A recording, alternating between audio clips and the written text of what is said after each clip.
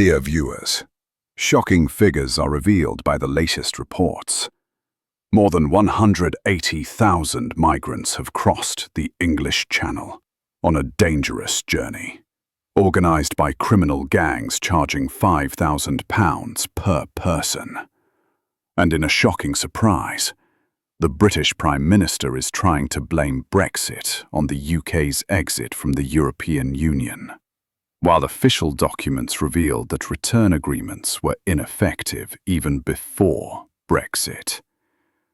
But the horrific truth you won't believe is that the real migration crisis isn't just in the boats, but in the rise in legal migration to 431,000 people annually.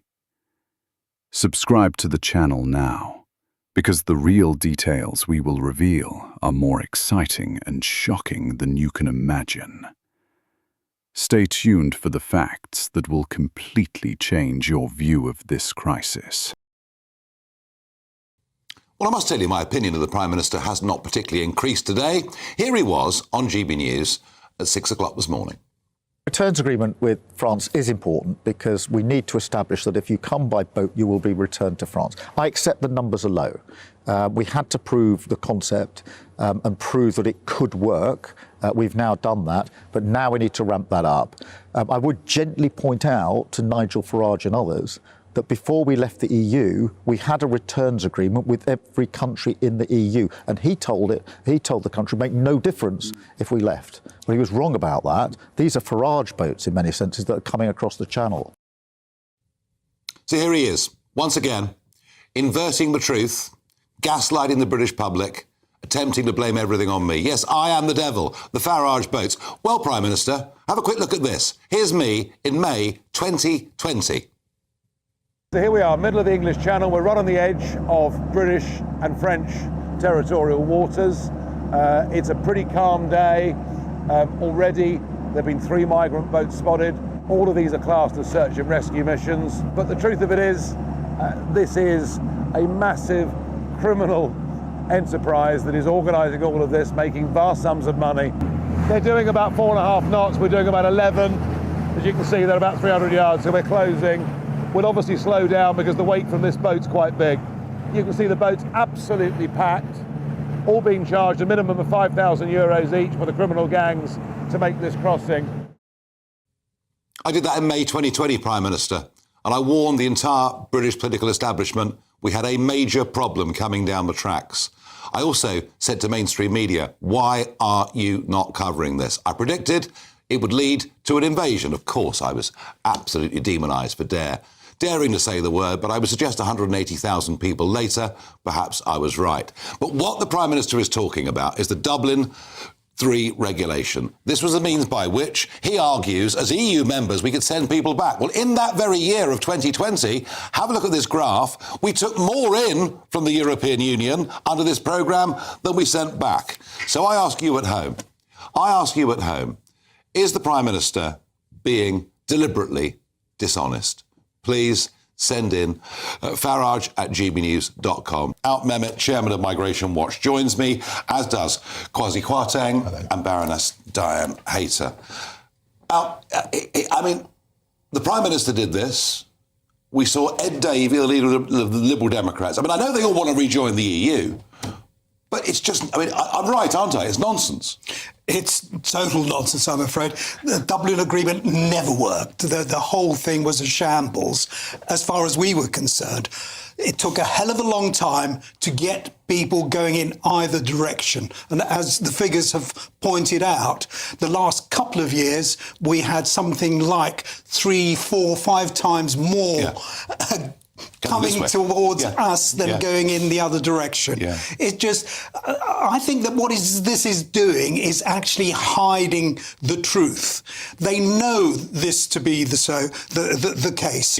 I believe that they're trying to hide the fact we've had over 57,000 come since the 4th of July last year. Now, what is that about? Why do they keep banging on? Is it because they want to hide the fact that legal migration is actually even worse, 10 times more? I don't know. I really don't know. I think that they're misleading the British people intentionally. Well, I do too.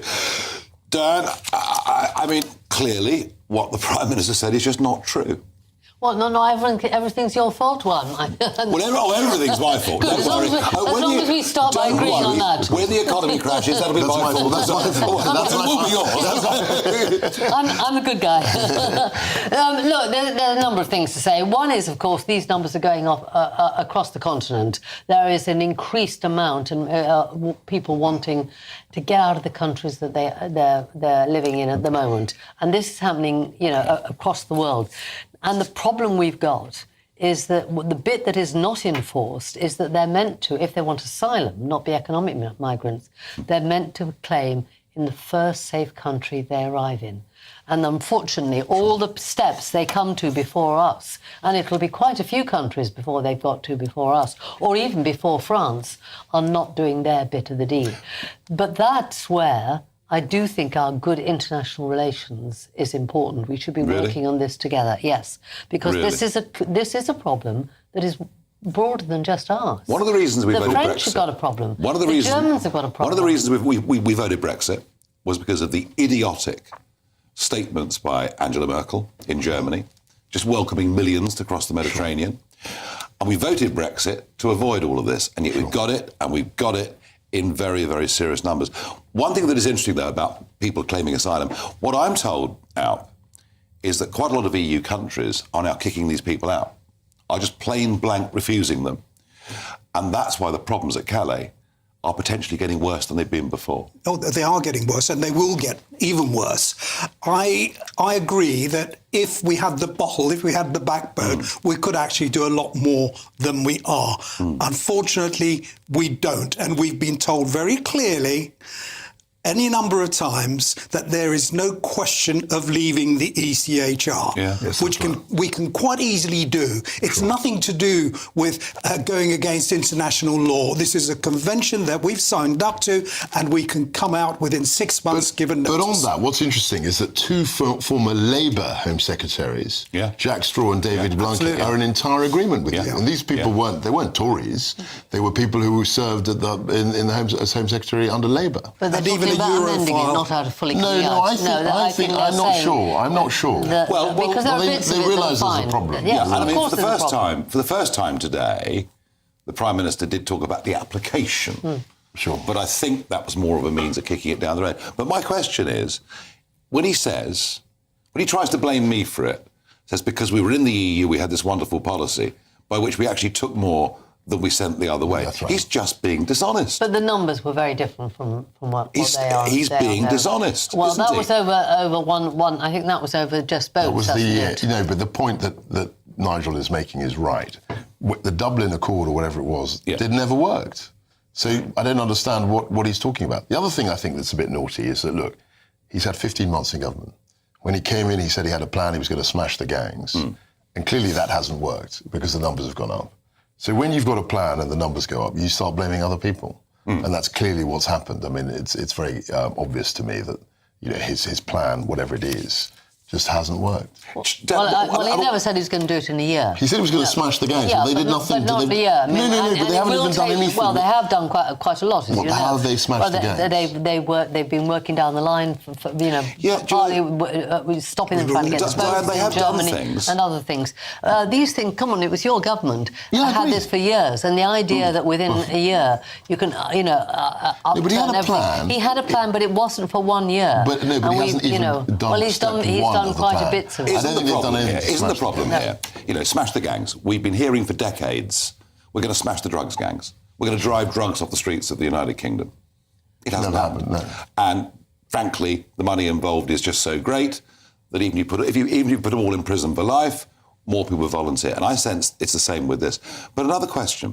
There must be, this issue hurt the Conservatives enormously. There must be a lot of Labour MPs. And we're seeing more and more hotels opening, not fewer, more and more hotels. The houses of multiple occupancy are opening up all over the country. There must be enormous pressure within the Labour Party on the Prime Minister to do more. Oh, well, of course there is. And what is happening is that the number of hotels, I'm not sure what you're saying, they're going up, but last I looked at, they're going down, and the numbers in them are going down. So maybe they're using smaller... They were much higher under the Conservatives with 18 months to go before the election. But then they started. But then they went down. The number of hotels since Labour won the election is up a bit. But they're now closing. But we can't close them without putting people somewhere else, and you've got to make sure that there is something else. I gather, we might be using pod things or something like that. You can't literally just close a hotel and put people out on the street in tents. It has to be planned. You can always deport them, couldn't you? Well, you can, and we will be doing that, and we already have done. I think it was 36,000 went out just recently. Yeah, but they are they're visa overstayers. It's slightly different. But what we've got to do is get these through quickly. I think I've said on this programme before, we shouldn't be giving people the time to make a second appeal or to appeal and have an in-person hearing. There are things we can do to get it done quickly, and then away. But none of the policies are promoting what you say. I mean, the one in, one out. I mean, that got snared up in the courts on day one. But we're trying it out, and I think it will work. But one in, one out. Hang on, one in, one out means if one person comes to the country, they go back, another one comes. It's still +1, whichever way you cut it. This is a way of working with the French to make sure we set up. Well, it's not working very well, is it? Come on, one in, one out. No, we're still losing. What people like me said was that it would go to the courts, and that would be a problem, and that's exactly what happened. In your view, you've been studying this, you've worked professionally on this 4 years. You made the point about legal migration. We got the figures, didn't we? The 23-24 figures, population increase of another 750,000, 98% immigration. Exactly. Do we have any idea what legal immigration's running at now? Any clue at all? The last we heard, it was 431,000 net migration a year. I suspect it may be a little more than that, but that's huge, absolutely huge. Yeah. And what we're talking about now is not dealing with the problem, it's managing the problem. The government has said absolutely nothing about reducing net migration or indeed about dealing and stopping the illegal flow of people from across the Channel. My own belief is that perhaps the government has actually given up on their usual normal voters, the Labour voters who would otherwise have voted for the Labour Party, are now turning to reform. That's what's bugging the government. If they can only deal with that by coming up with realistic policies. But Starmer says, look, we've deported 36,000 people since we came to power, but they're not those crossing the Channel, are they? They're not those crossing. It's a fraction who are crossing the Channel, and even then, it's people like Indians or whatever. It's the easy ones. They are not deterring anyone, and they're not sending anyone back or onward to the sort of countries where our courts say we can't send them back to. Final thought on this from you, Alp. We've given the French, as I understand it, about £800 million since 2014. And, our viewers are very angry that the French don't do more. But the French say it's our fault.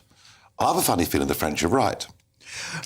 In a way. No. Unquestionably, we are a huge magnet for a lot of people. Yeah. But the other problem, I think, is that the moment anyone says asylum, we pretty much accept their word for it, right. even though they haven't got anything to prove who they are, where they're from, and what their intentions are. That is wrong. That is dangerous.